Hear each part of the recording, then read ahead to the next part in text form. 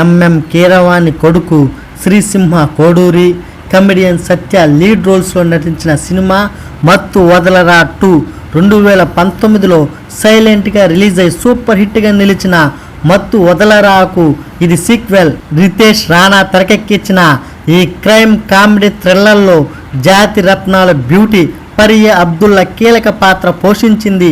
తేజస్ ట్రైలర్తోనే ఆసక్తి రేకెత్తించిన మత్తు వదలరా 2 సెప్టెంబర్ 13న థియేటర్లో విడుదలైంది.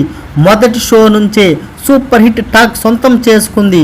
ఇంకా ఈ క్రమంలోనే ఇప్పటికే థియేటర్లో ఆడియన్స్ను నవ్విస్తున్న మత్తు వదలరా 2 మూవీ ఓటీటీ రిలీజ్కు రెడీ అయ్యింది.